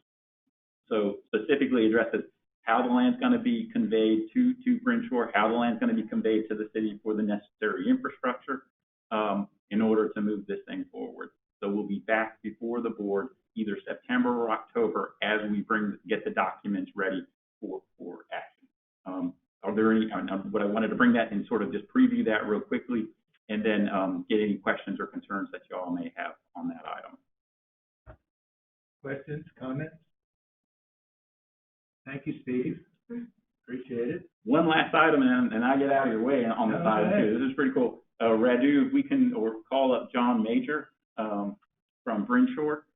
John is the project manager on this project from Brinshore, and he is right now absolutely, herding the cats to get these projects forward. John's been doing a great job, got us through block 20, getting us through block 19, and now he has been working with his design groups to work on block 17 and 18. And I'll tell you, I hope you all are going to be pretty impressed with where they're at. There's a big group. The city has a lot of folks with their eyes on this. There's a lot of architects, and everybody wants this to be, as we said from the start, a game changer, that this is a true transformation, and we don't want business as usual. And so John is going to lead us through where they're at currently with their design work. And again, we really hope you all are happy. This is a great opportunity. If you have any concerns or questions for John, absolutely, feel free to chime in. But we want to give you a preview, and then he's going to lay out their next step. Okay, good morning, everyone. This is John Majors from Brenshaw. Can you all hear me in the room, and is the sound okay? Yes. Okay, and can you all see the presentation that is on that's on the screen? Yes. Okay, great. Well, again, good morning, everyone. Really wish that I could be there in person to present to you, and I'm sure soon enough I will be. I think the last time that I came before this board would have been late last year. I think you all were having your meeting in the YMCA, and we went through block 20. So as Steve mentioned, absolute pleasure to be in front of you again. We're going to talk about block 17 and 18 today. Feel free to just interrupt if you have questions along the way. There is one purpose for this presentation, and that's to make sure that you all have a very comfortable understanding of where we are and how things are progressing. So I'll jump through very quickly. I think. Hold on. There we go. All right. So, sorry. Still trying to figure some things out here. No, don't do that. All right. Sorry, guys. I'm trying to minimize the GoToMeeting so I can actually see my whole screen. Well, we'll just do it. Okay. So this is a familiar picture. Everyone has seen this before, right? So this is the overall C&I master plan. I don't think we need to spend too much time on here unless anybody wants to walk through any of this. What we'll be talking about today, if you look sort of toward the left middle part of the screen there, block 17 and 18, as they were drawn on the plan, you'll see they ended up sort of, looking like that shape. This is the phasing. Again, these are, photos that everybody should be pretty familiar with. We've seen them, and today we're talking about that sort of what's labeled 3A, 3B here. Won't spend much time here. So this is the current HUD-approved housing plan, and this is, I think we had this amended, Steve, is April 2020. The last time I met with you all, I think it may have been in November of 2019. This was one of the points where questions came up and we really needed to clarify. So one thing I want to make sure that we all understand, this mix may change over time, and I've tried to put as much of a footnote on the bottom to explain that. But the one thing that is in the HUD agreement is that number of replacement units will never go below 200 units. So I'll keep rolling. And again, just hop in, ask questions if you have any. This is just as it's currently, using that approved housing plan, how the units are scheduled to be delivered over years. This is, we're starting to get into block 17 and 18. And so I oftentimes, struggle with sort of understanding where I am. So if it works for you all, I will spend a couple minutes, maybe a minute or so, just really walking everyone through what you're looking at here. So starting from the left side of the screen, This is, of course, St. Paul's Boulevard. Going around the top, that would be basically the transit station. To the right is Church Street, the newly aligned Church Street, that is. And then the bottom of this diagram is the to-be-built extension to Freemason. And then this street that's sort of in between the two buildings, we're calling it Festival Street. It doesn't exist right now, but that's sort of as we think about reallocating the actual acreage of the parcels. And that's the way we see that laying out. Beginning again at the left-hand side of the screen, you're looking at a McDonald's there where sort of the number one is. We have spent lots and lots of time trying to figure out with McDonald's how we can accommodate their drive-through, as you can imagine, in a COVID world, and certainly most likely in a post-COVID world. Drive-through, the mobile app, things like that are taking on a greater importance even over the actual, when folks are able to open up the restaurants again. So we would try to retain the McDonald's that is currently there, just kind of going counterclockwise around the site. At the corner of St. Paul's and Freemason, we'd have some opportunities for micro retail. Moving on from there, you'd have the entrance. I don't know, can you guys see my cursor? This would be the entrance to the apartments and the amenity space.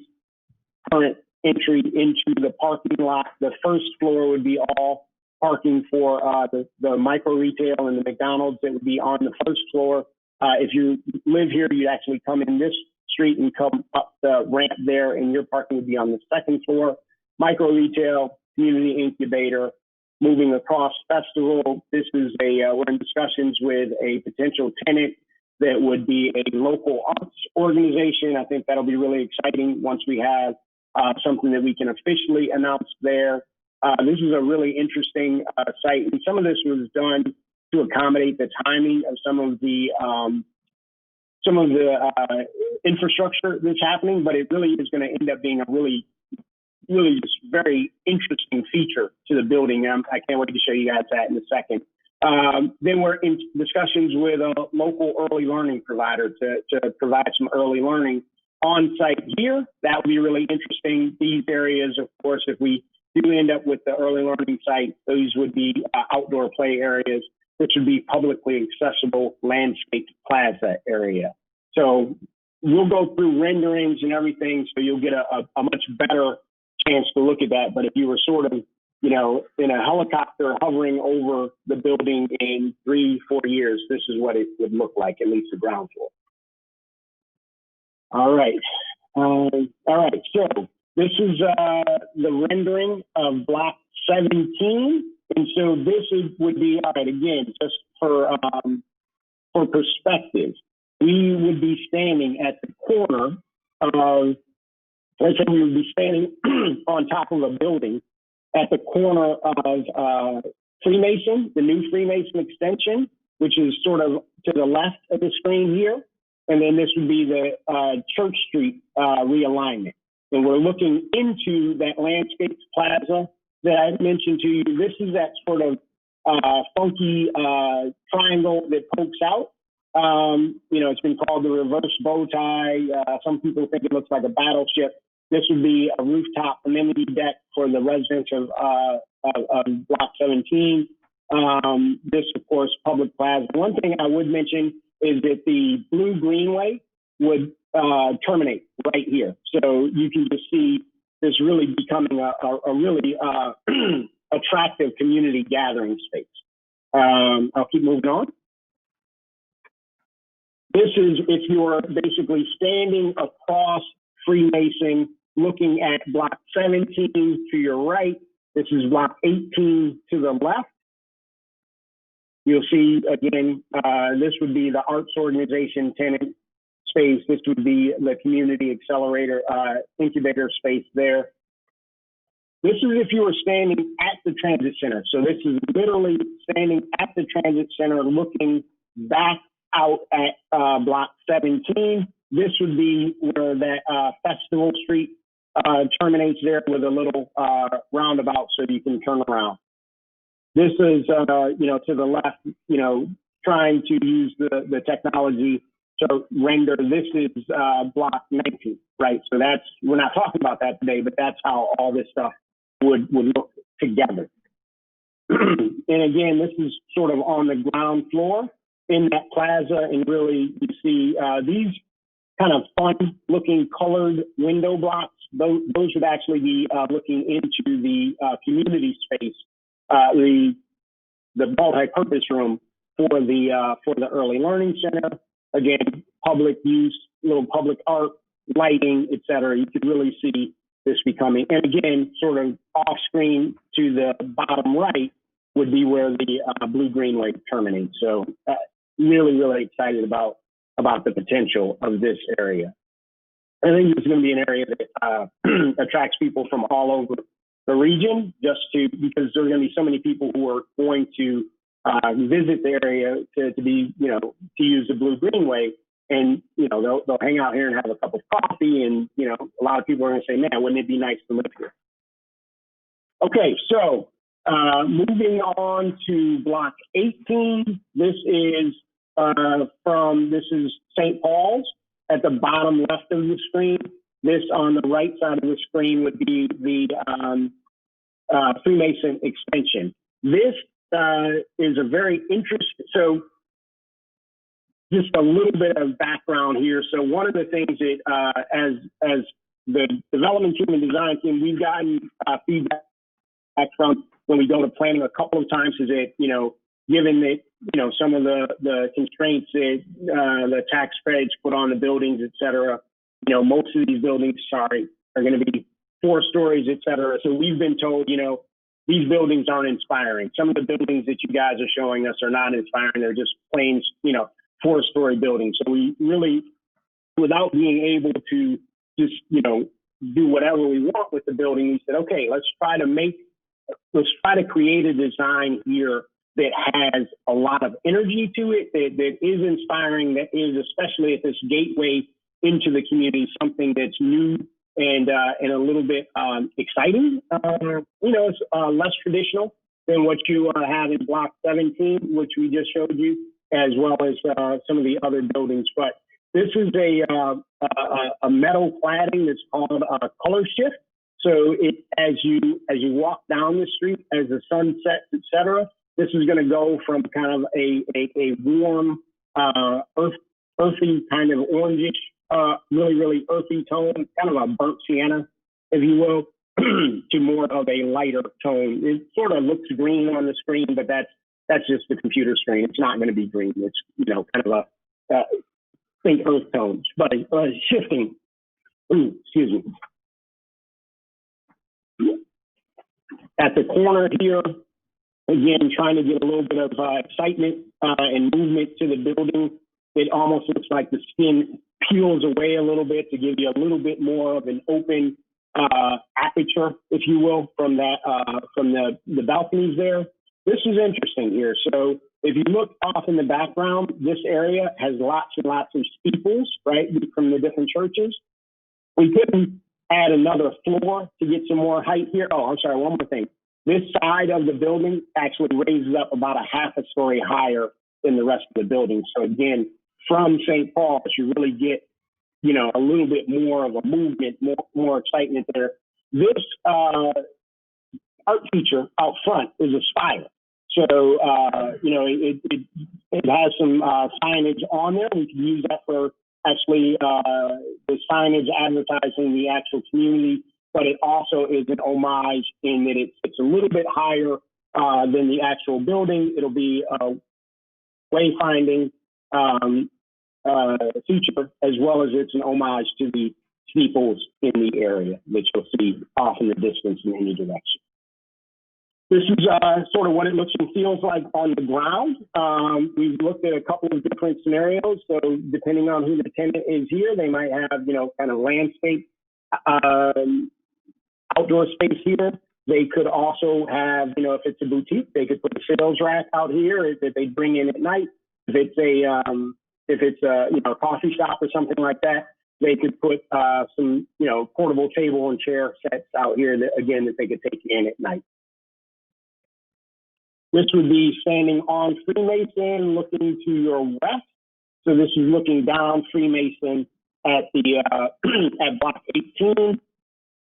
This is again from the transit center, looking at the sort of the back of Block 18, if you will. I wanted to talk a little bit about the representative unit layout. We'll go through the actual features of each apartment as well as the community amenities in a later slide. I will, sort of, share that one of the things as we were going through this, I really wanted to make sure there is a walk-in closet in every unit. So this is a one bed. Is that me? All right. So this is a one bedroom representative unit layout. This is a 2-bedroom. And if you guys want to walk through these, just let me know. And then this is a 3-bedroom. So then some of the amenities, livability features, and this again is just a representative sample. So you're going to have fully equipped modern kitchens. You would expect that, but again, everything you would expect to see in a market rate apartment complex is what you'll have here, given that it's a mixed income community. Wi-Fi in all the common areas available in each of the units. Again, walk-in closets, private balconies in some of the units. Didn't necessarily work in the design to put balconies on all the units, but many of them do have units. Full-size washers and dryers provided in each unit. Think about parents, especially, you've got a couple kids, having that washer and dryer, it's going to be a big deal. And then the Energy Star rated appliances, right? So, I mean, that's something that, everybody, we ought to be thinking about our footprint, and so certainly are here. Within the community, you'll have that really interesting landscape plaza that's available to the general public. And then again, that rooftop amenity deck, sort of an outdoor living room, outdoor gathering space, if you will. Each apartment will have its own gym and fitness rooms, business center, off-street parking. You can see the rest of the sort of amenities and livability features there. Development timeline is the next thing here. And there's one line on here that I think, you can look through all the sort of milestones that we need to hit. But that March 2021, this year was March 12th, so it's going to be sort of mid-March 2021. We have to hit same on the 9% low-income housing tax credit application. And that's, of everything, that is the one date that cannot slip, right? If we miss that, then we're out for an entire year. So which would throw off, the entire, schedule for the larger picture. So that March 2021 is the deadline that we are all working feverishly toward. This is the unit mix for Block 17 and 18. This is, as it's currently designed, we've made some modifications, as you might imagine, as the architects really get in and really understand the geometry of the block, et cetera. So 59 replacement units, 39 tax credit units. So that would be sort of, the income tiers just above replacement units, and then unrestricted 30% of the units of 42 units. Total of 140 between blocks 17 and 18. I think 18 is 72 units. I think block 17 is 68 units. So our community and resident engagement strategy, we will, in a non-COVID world, we'd have a charrette and have people come into probably the YMCA or something, and we'd have the big screen and all that. You guys, we've all been through that, right? Can't do that right now necessarily. So we're doing a publicly accessible video conference later this month, probably something very similar to what we're doing here. One of the other things that we're working on, we haven't worked out all the kinks, but I think we're going to be able to get there and really make it something that's valuable. A website that would actually be, we would be able to put some of the design images on there. And even, you know, we can do a lot with technology, you know, some type of a video that allows, you know, maybe the, I think Mel and the team at WPA, they actually have an ability to do a fly-through animation of everything I just showed you. So I think we're going to be able to put something like that that's on the website, and then, you know, people, we'll figure this part out. They're, you know, Jen, and I don't know if Jen's in the room, you know, people a lot smarter than me at this stuff will help us be able to figure out how to gather both qualitative feedback, hey, I like that, I don't like this, etc., as well as if people just want to say, hey, you know, thumbs up, give you a like, or however, you know, you click on the feedback.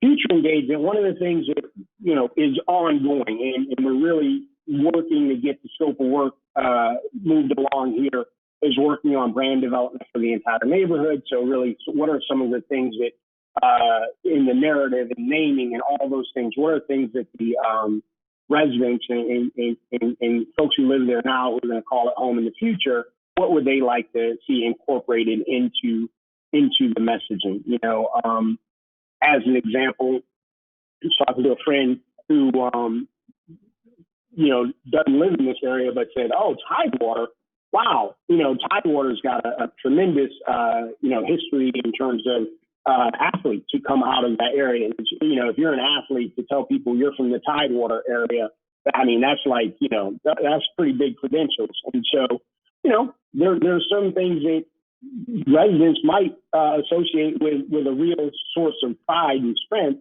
and we need to make sure that we solicit their input and you know, appropriately incorporate that input into the naming and the narrative, et cetera.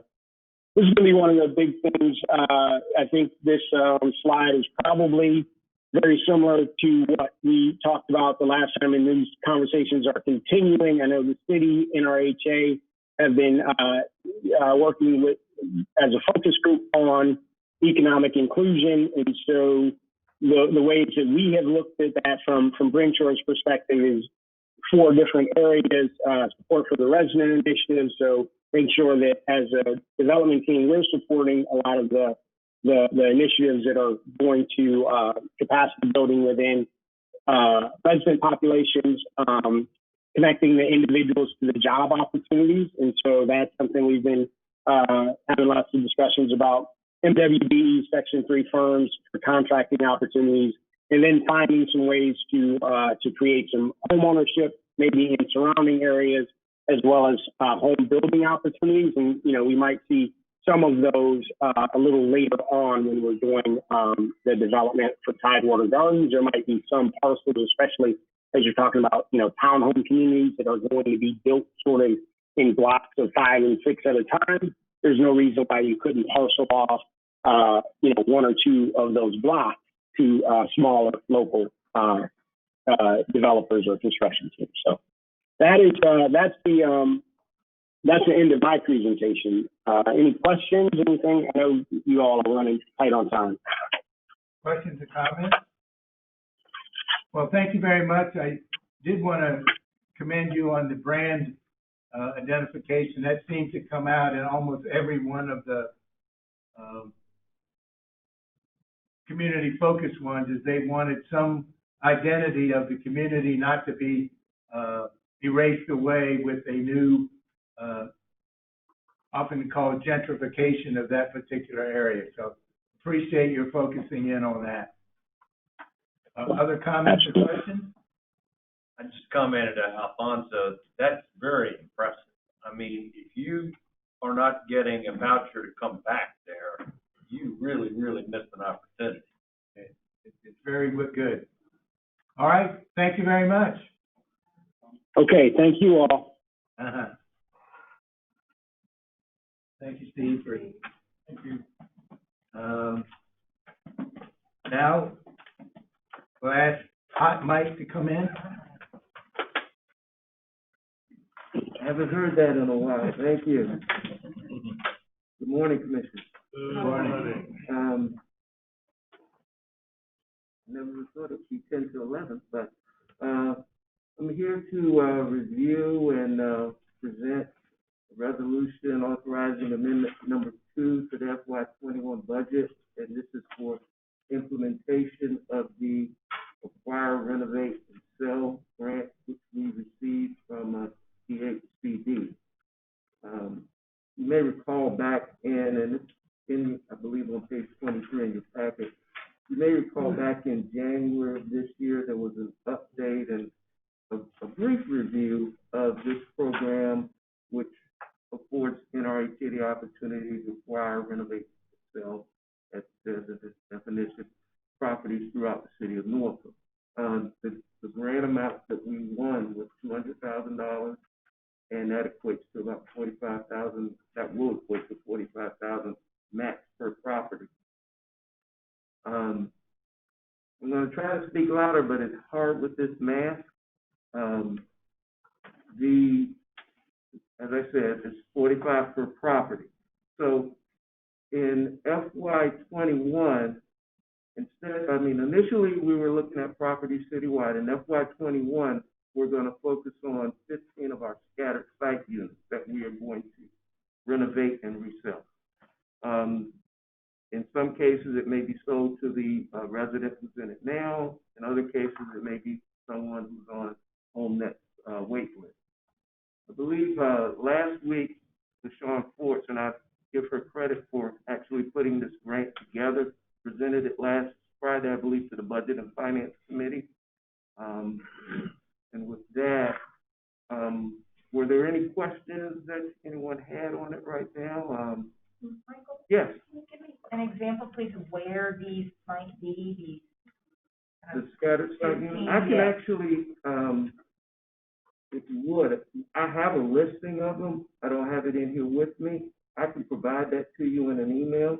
That'd be great. I'm just curious, Sure. as to, has it dispersed? It's dispersed throughout the city. I can tell you, most of the properties were built late 70s throughout the late 90s. There's only one property that was built prior to 1950. Most of them they're somewhat smaller. They're not the two. Back when we were doing the rehabs in Park Place and some of our other neighborhoods, we had the 2,000 square foot plus houses. Most of these are in the 1,000, 1,100, 1,200 square foot range.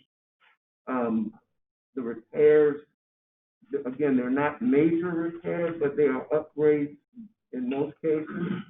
And we are looking to have the first one sold by around Thanksgiving.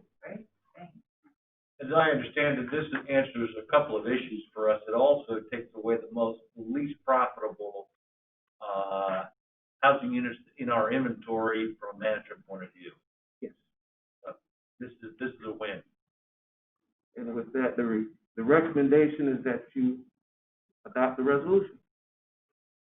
Other questions or comments for Mr. Clark? If not, I'll entertain a motion. I'm sorry. I really couldn't hear you. I think it's because the team on that match.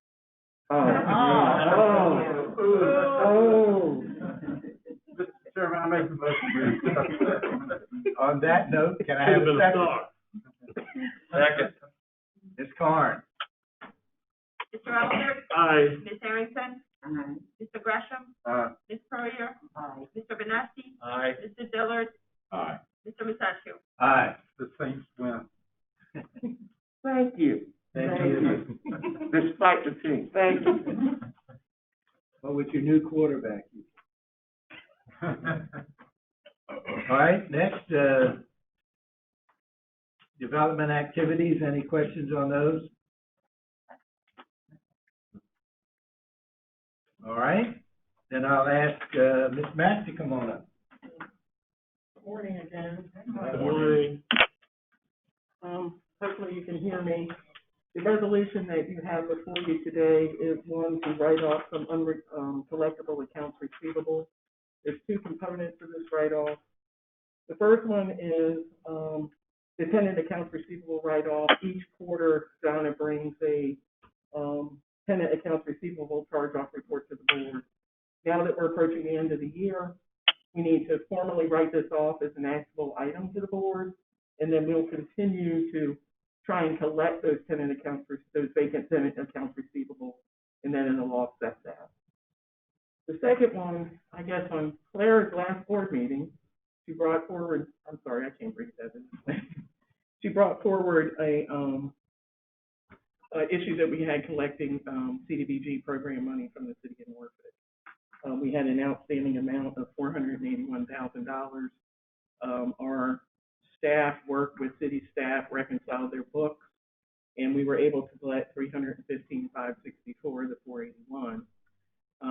We received a letter from the city saying they didn't have available grant funds to pay the additional $165,000. Reason being is we spent it correctly. We spent it on eligible activities.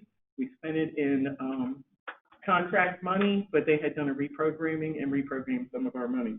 So we need to write that 165 off. So we're asking that the board approve a resolution to write off $247,450.75. I'm sorry, I don't understand that last part. The city, we rightfully deserve $166,000 from the city, and why can't we get it? They had reprogrammed the grant funds and it's no longer available for us to get. We received a letter from the city. This has been going on for a long time. The money's not available anymore. It's spent, and they sent us a letter saying that we couldn't get the money. This is part of this risk factor when we front money to the Exactly. city, and we just gotta look at this again and again and again. Yeah, we have Do to we look have at any way of force trading with them, or? Well, we tried with the budget situation over there. I mean, we were lucky to get the $1.3 million in our admin money for development and some other things. So, I mean, we're at a point now that they basically said we're not going to pay you, and here we are.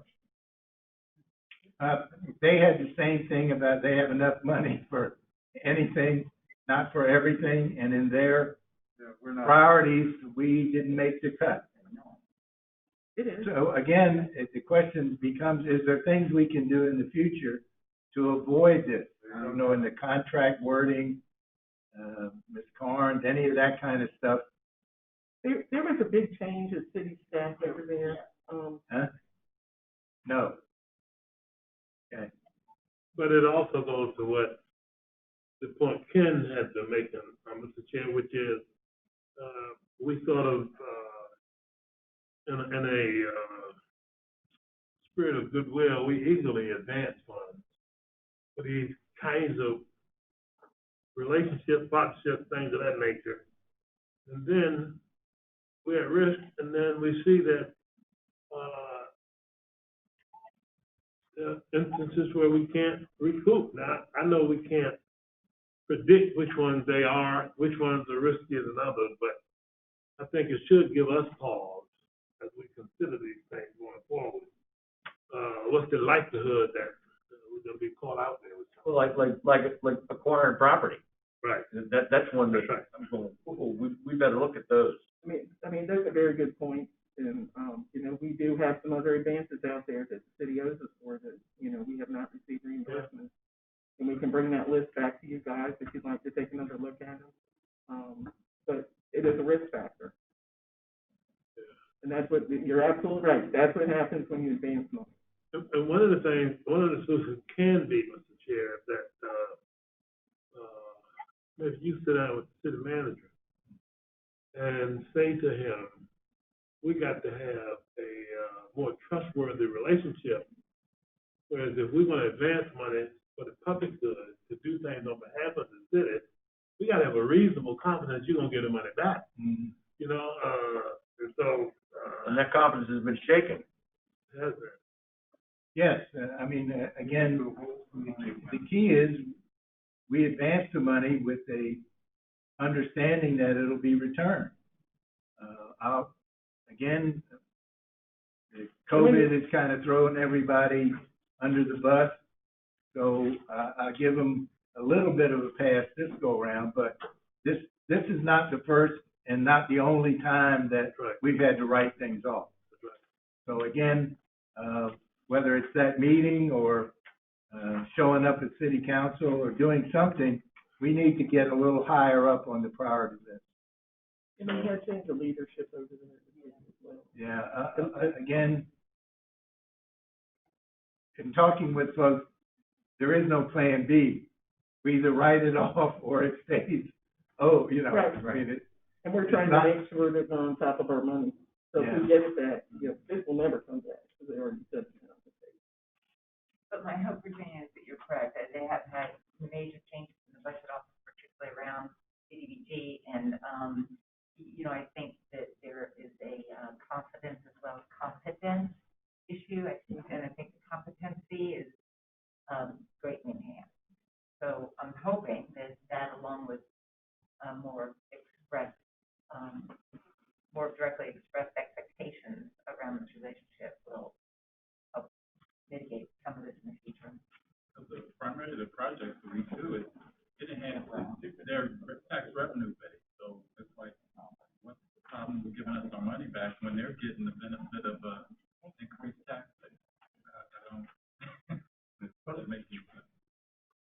If we write this off, then we aren't fighting anymore about this money. And like you say, it started way back. It is. We will lose a lot of our argument moving forward because it won't be on our books. So, it's a two-edged sword. Initially, they weren't gonna pay us $481, and we did get $365. So staff went through and reconciled IDIS, city books, NRHA books, and said, okay, we think we need this at least $315. So we did get 300 back. That would have sunk us. If we had to eat $500,000, that would have sunk us in terms of our reserves. Discretionary reserves. Okay. Any other comments? Then I'll entertain a motion to approve. So moved. A second. Second. Ms. Carnes? Mr. Albert? Aye. Ms. Harrington? Mr. Gresham? No. Ms. Pereira? Aye. Mr. Benesky? Aye. Mr. Dillard? No. Mr. Mustachio? Aye.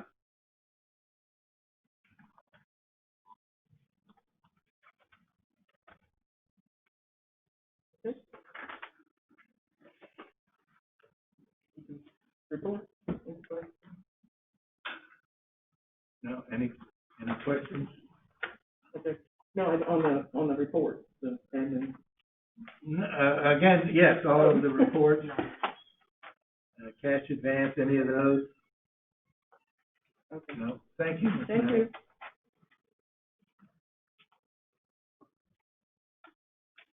Ms. Mills? Good morning, Commissioner. Good morning, Ms. Bill. It's good to see everybody here this morning. You have in your packet today the quarterly housing operations report. I believe it starts on page 36 of the PDF that was sent to you. So I'm going to highlight, as I normally do, a few areas throughout the department. A lot of information as usual. So if there's any specific questions, I'll be happy to answer, and I have staff on the call as well as needed. So just to start off with the Housing Choice Voucher Program, we are currently, as of this quarter, serving 3,849 participants. That is up by 105 participants from the last quarter, quarter 3 of 2020. We did apply for the 10 Fostering Youth Initiative vouchers and received those, and we're working with the city to get those distributed to 10 youth in the city of Norfolk. And we have been impacted on the program with the COVID-19 pandemic, mainly on the inspection side. You'll see that we've conducted 197 inspections during this quarter compared to the third quarter of 2020, where we did 1,779. Huge difference. We did receive a waiver from HUD to do the inspection. Initially, it was through the end of July. They now extended it through the end of December. So we will be required to catch up on these inspections once we get through the waiver period. For the housing programs, Kim Thomas, she has, provided some information on the annual plan is coming up. I believe Ron mentioned this earlier, that we will be coming to the board in September to do the public hearing for the annual plan. That was another one of the HUD waivers that was granted, pushed back our annual plan process and schedule.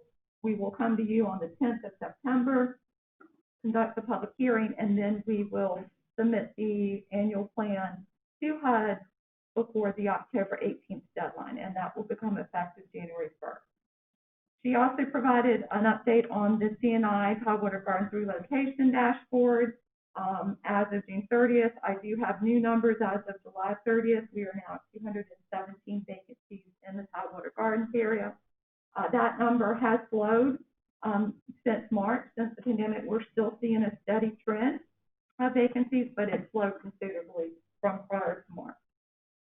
Under facilities management, they have also been impacted by the COVID situation. They are continuing to support property management with repairs, turning vacant units, but we are being very careful to make sure that staff safe and they're maintaining the appropriate distance as we're doing work in the community. For property management, you're going to start seeing our occupancy rates going up again because of COVID. We are at 97.67% for this quarter. It is about in line with last quarter, but you'll see in the next quarter it's going to be a big jump where we are having a delay in getting units out with residents. Nothing to be overly concerned about. I think we're still in the 90% range, but it's not going to be as high as it was at one time. We had, for this period, 50 eviction terminations at a 1.81%. Compared to this time last year, we had 85 total at 2.76. So still going to the message that we're not increasing our evictions, and definitely have not had any evictions during the COVID period due to the moratorium as well, unless it's been for crime safety concerns. And then the tenant accounts receivables we talked about somewhat earlier in the meeting today. And we did just get an updated report from finance, so we'll be working with the property managers to get some more outreach done to the residents to make sure we're addressing those balances. Client services during this time, they've been very limited. And yes, sir. What is what I think last meeting you said that receivables were up 76%. Am I right? Yes. Where do we stand today? About the same, a little bit higher. And as I stated earlier on the call, it's not necessarily the number of families that are delinquent, it's the amount of delinquency. The number is lower, it's just a higher delinquency amount. For client services, again, they've been very limited on some of their services they provide. Because of COVID, they have really pushed on doing telephonic wellness checks on our residents. That is a daily process that they're calling the residents, finding out if there's any needs that they have, referrals that can be made, just staying in touch with them. For the participants that are in Jobs Plus or the Ross program, they are providing training ongoing. Whatever we can do virtually, they are doing that with the client. And then safety security, they are continuing to monitor the community, stay in touch with their focus groups that they've identified. And one big thing you'll see is the ban list. As you know, we've been regularly looking at the ban list and removing people as appropriate. This quarter, they removed 204 individuals from the ban list, which is a significant number compared to the previous report. What is the ban list? I'm sorry, the trespassing ban list. Ban list, okay. Yes, sir. And I apologize, I know it's a little difficult to understand with this one. And then you also have included in this the design and construction management capital fund report showing you what they've been working on. We still have contract work going on in the communities. It's slowed a little bit, but it's still steady, and those projects are moving forward. So again, those are just some key highlights. I'll be happy to answer any questions that anyone may have this morning. I'm just wondering if we're not doing the inspections, but we got to do them all in 1 month. Is that going to work? Well, we've started gradually coming back. So we have the inspectors now back coming to work. We're staggering them in their offices to make sure that they're maintaining the appropriate distance. are starting to schedule them, where possible. Because we do understand with all of these waivers that are gonna expire in December unless it gets extended again, there's gonna be a lot of work that's gonna have to get done. And so we're starting to look at all components of management and how we can start gradually doing things that we have put on hold while still making sure that the staff is there. So calling them back to the office, that's not getting them into the unit to inspect, are they? No, but some of, the initial inspections we can do if the landlord is willing, if it's just the landlord and the inspector, so we can go out as long as we're maintaining the 6 feet of distance and they have their PPE on. We are looking at doing that. Other comments or questions? All righty, thank you. Okay, thank you very much. Thanks, Don. Any new business? Committee notes, anyone at the committees? All right, Muted. then I will go ahead and ask for any public comment. Any callers, if you have a comment and would like an opportunity to speak, please dial *9 now to notify the moderator of your request. Again, *9 to notify the moderator.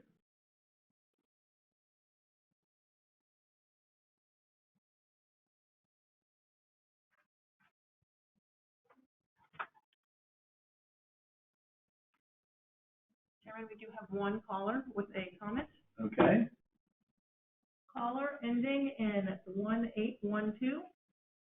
Please go ahead with your question or comment. Hello, my question is in regards to the retreat and how that would be paid for. The racial bias retreat?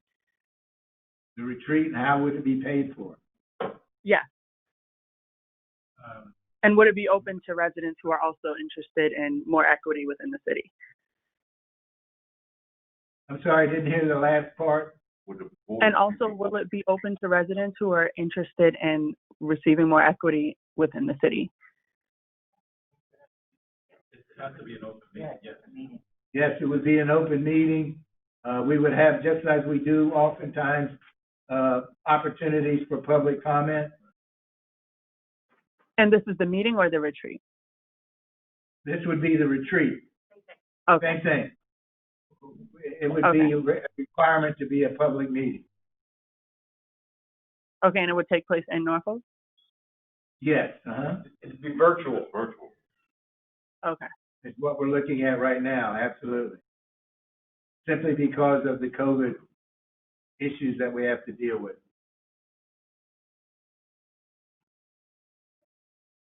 And did we answer part of the question about how we pay for this? We don't know. We don't know, but we don't even know the amount or anything. Well, we don't know the amount yet, but it would come out of regular funds. Yeah. Okay, and what exactly does it entail? Because I understand you're saying meeting, but retreat implies some sort of more than a meeting or like some group participation in a place that is not an office. Again, all those details are to be worked out. But again, the idea is for the, we'll have a facilitator, we're going out for a facilitator, and we'll have an agenda and all of those kinds of things for discussion. And all of that is in the process of being worked out.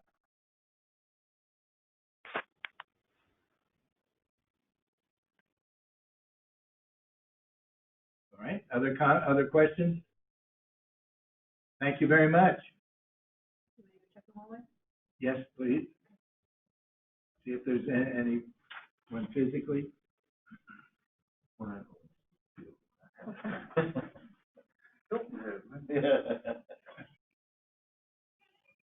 With Valentine Boulevard.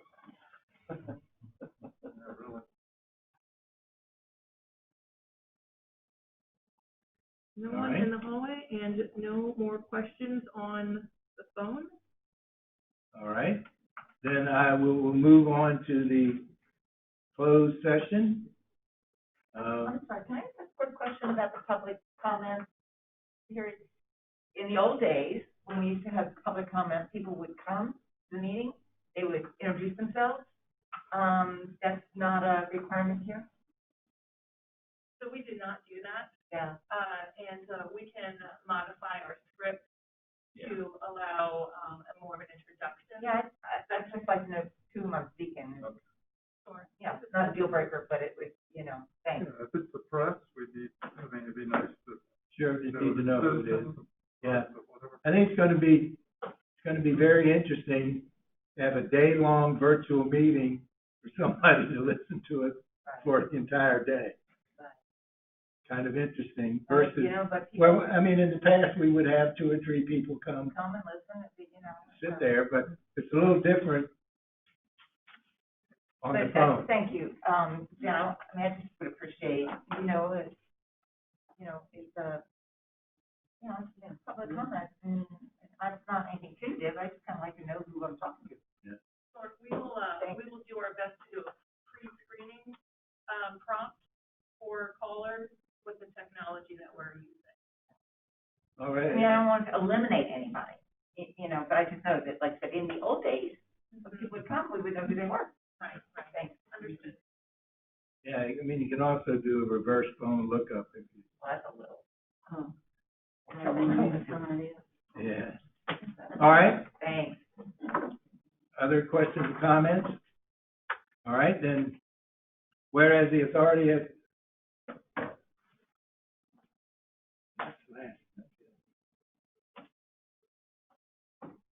Be it resolved that the authority will convene in a closed meeting pursuant to the Virginia Freedom of Information Act as amended, the act, to discuss the following matter, which is specifically exempted from public disclosure by the code section referred below. 1, consultation with the authority's legal counsel regarding probable litigation requiring the provision of legal advice by counsel as authorized by section 2.2-3711.A.7 of the Act. May I have a motion? So moved. A second? Second. Ms. Carnes? Mr. Albert? Aye. Ms. Harrison? Mr. Gresham? Aye. Ms. Courier? Aye. Mr. Benassi? Aye. Mr. Dillard? Aye. Mr. Masaccio? Aye. As normal, we'll take a minute or a couple of minutes while the technology gets set up, reminding you that you're not to discuss any business during this time. Gourmet game. What did he, turn around, what's your shirt? Oh, my.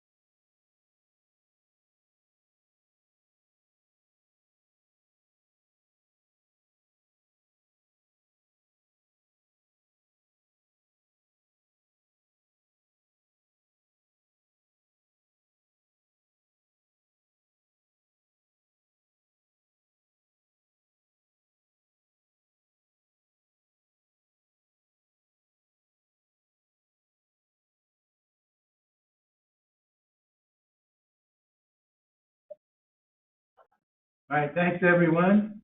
Let me go ahead and read the resolution. Whereas the authority has convened a closed meeting on this date pursuant to an affirmative recorded vote and in accordance with the provisions of the Virginia Freedom of Information Act.